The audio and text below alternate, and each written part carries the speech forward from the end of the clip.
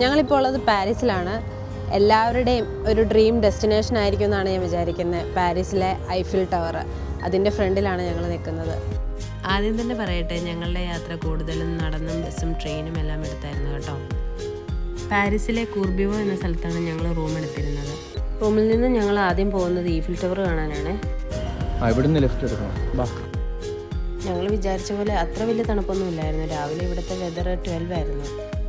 അവിടെ നിന്ന് ഏകദേശം 1 കിലോമീറ്ററോളം നടന്ന് ലാ ഡിഫൻസ് സ്റ്റേഷനിലെത്തിയേ. ഇനി നമുക്ക് ഇവിടെ നിന്ന് നാവിഗോ പാസ് എടുക്കണം. നാവിഗോ പാസ് എടുത്തതിന് ഏകദേശം ഇന്ത്യൻ റുപ്പി 1300 രൂപയാണ് കേട്ടോ ആയത് ഒരാൾക്ക്. ഈ പാസ് എടുത്താലേ ഉള്ളൂ നമുക്ക് ബസ്സിലും മെട്രോയിലും ഫ്രീ ആയിട്ട് ട്രാവൽ ചെയ്യാൻ പറ്റുള്ളൂ. അങ്ങനെ ഞങ്ങൾ ബിർഹക്കിം എന്ന സ്റ്റേഷനിൽ വന്നിറങ്ങിയേ. ഇവിടെ ഫ്രഞ്ചിലാണ് എല്ലാം എഴുതി വെച്ചിരിക്കുന്നത്. നമ്മൾ ട്രാൻസ്ലേറ്റർ യൂസ് ചെയ്താണ് എല്ലാം മനസ്സിലാക്കുന്നത് കേട്ടോ. ഇവിടുന്ന് 5 മിനിറ്റ് നടക്കാനുള്ള ദൂരമാണ് ഉള്ളത് ഈഫിൽ ടവറിലോട്ട്. ഇതാണ് പാരീസിൻ്റെ ഫ്ലാഗ്. എയർബിഎൻബിയിലാണ് ഞങ്ങൾ റൂം ബുക്ക് ചെയ്തത് കേട്ടോ. റൂമിന് ഞങ്ങൾക്ക് 2 ഡേയ്സിന് 25,000 രൂപയാണ് കേട്ടോ ആയത്. അതുപോലെ ഇവിടെ പിക്ക് പോക്കറ്റിംഗ് ഒക്കെ ഉണ്ടെന്നാണ് പറയുന്നത് കേട്ടത്. പക്ഷെ ഞങ്ങൾക്ക് അതൊന്നും അനുഭവപ്പെട്ടില്ല കേട്ടോ. ടൂറിസ്റ്റുകളുടെ സേഫ്റ്റിക്ക് വേണ്ടി ഫുൾ ടൈം പോലീസ് പെട്രോളിംഗ് ഉണ്ട് കേട്ടോ.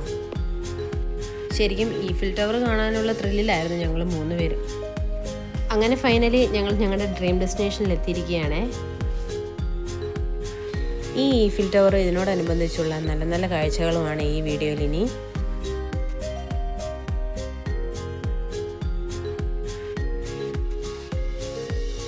ഞങ്ങൾ മൈക്ക് ഫാമിലി സ്റ്റാർട്ട് ചെയ്തപ്പോൾ തന്നെ ആദ്യം വിചാരിച്ച സ്ഥലമാണ് പാരീസ് കേട്ടോ.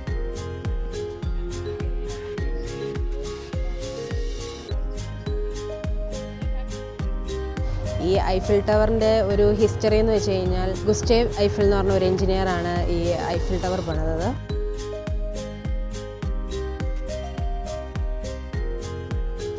ഇതുപോലെയുള്ള നല്ല കൗതുകകരമായ കാഴ്ചകൾ ഞങ്ങൾക്ക് ഒരുപാട് കാണാൻ സാധിച്ചു കേട്ടോ.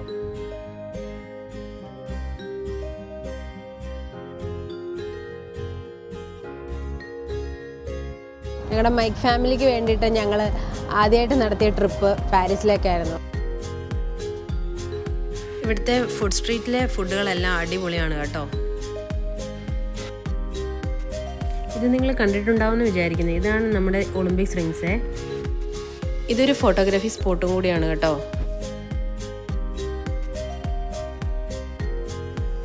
ശരിക്കും ഇവിടുത്തെ ആൾക്കാരെല്ലാം നല്ല ഹെൽത്തി ആണ് കേട്ടോ. കാരണം അവർ അടുത്തുള്ള സ്ഥലങ്ങളിലേക്കെല്ലാം നടന്നു പോകാനാണ് ശ്രമിക്കുന്നത്. ഇപ്പോൾ ഇവിടുത്തെ ടൈം 5:20 ഇവിടുത്തെ വെതർ എന്ന് പറയുന്നത് 17 ഡിഗ്രിയാണ്.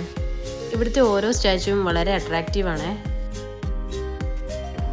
ഭയങ്കര ആഗ്രഹം പാരീസിൽ വന്നിട്ട് സൈക്കിൾ ഓടണം.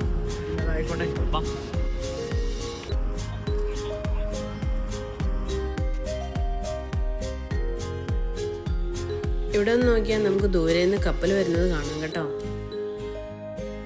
ഈ ഐഫിൽ ടവർ കാണാൻ വേണ്ടിയിട്ട് ലോകത്തുള്ള എല്ലാ വിനോദസഞ്ചാരികളും പല സ്ഥലങ്ങളിൽ നിന്നും ഐഫിൽ ടവർ കാണാൻ എത്തുന്നുണ്ട്. ഒരു യാത്ര ഞങ്ങളുടെ ജീവിതത്തിൽ ഒരുപാട് സന്തോഷം ഉണ്ടാക്കി. ഇവിടുത്തെ ക്ലൈമറ്റ്, ഇവിടുത്തെ യാത്രാ സൗകര്യങ്ങൾ ഞങ്ങൾ ഒരുപാട് എൻജോയ് ചെയ്തു. ബോട്ടിംഗ് ഇവിടുത്തെ ഒരു മെയിൻ അട്രാക്ഷനാണ്.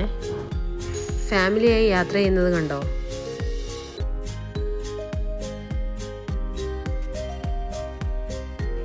ഇത് കണ്ടോ, റീൽസ് എടുക്കാൻ വേണ്ടി തന്നെ പല രാജ്യത്തു നിന്നും ആൾക്കാർ ഇവിടെ വരാറുണ്ട് കേട്ടോ. ഈ ചേട്ടനിവിടെ ഈഫിൽ ടവറിൻ്റെ മിനിയേച്ചർ വിൽക്കുന്ന ആളാണ് കേട്ടോ. ഞങ്ങളും ഒരെണ്ണം മേടിച്ചു ആ ചേട്ടൻ്റെ കയ്യിൽ നിന്ന്. അങ്ങനെ ഞങ്ങൾ കാഴ്ചകൾ കണ്ട് നടന്നു വരുന്ന വഴിക്കാണ് കേട്ടോ ഒരു ചേച്ചിയുടെ പടം ഒരു ചേട്ടൻ വരയ്ക്കുന്നത് കണ്ടത്. ഐഫിൽ ടവറിൻ്റെ നൈറ്റ് വ്യൂ എന്ന് പറയുന്നത് അടിപൊളിയാണ്. ആ ലൈറ്റ് ഷോ കാണാൻ വേണ്ടിയിട്ടാണ് ഞങ്ങൾ വെയിറ്റ് ചെയ്യുന്നത്. സമ്മർ സീസണിൽ യൂറോപ്പിൽ ഇരുട്ടാവണമെങ്കിൽ രാത്രി 10 മണിയെങ്കിലും ആവണം കേട്ടോ. ഇപ്പോൾ ഇവിടെ വൈകിട്ട് 9 മണിയായേ. അതുപോലെ ഇവിടെ ഒരു ചേട്ടൻ നല്ല സൂപ്പറായിട്ട് പാടി കേട്ടോ. അതും കേട്ടിരുന്നാണ് ഞങ്ങൾ നൈറ്റ് വ്യൂ കണ്ടത്. അങ്ങനെ നമ്മുടെ ഈഫിൽ ടവർ തിളങ്ങുകയാണ് കേട്ടോ. നോക്കിയേ, നൈറ്റ് വ്യൂ കാണാനിരുന്ന ഞങ്ങളെ നിരാശപ്പെടുത്തിയില്ല കേട്ടോ. നല്ല അടിപൊളി വ്യൂ ആയിരുന്നു.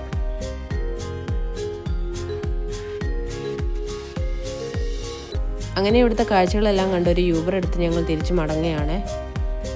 നമുക്ക് ഡ്രൈവറായിട്ട് വന്ന ചേട്ടൻ ഇന്തോനേഷ്യക്കാരനായിരുന്നേ. ഇവിടുന്ന് റൂം വരെ 9 കിലോമീറ്റർ ആണുള്ളത്. യൂബറിൻ്റെ ആപ്പ് നോക്കിയപ്പോൾ 2500 രൂപയാണ് കാണിച്ചത്. അങ്ങനെ ഞങ്ങളുടെ പാരീസിലെ ഈഫിൽ ടവറിൻ്റെ വിശേഷങ്ങൾ അവസാനിക്കുകയാണ്.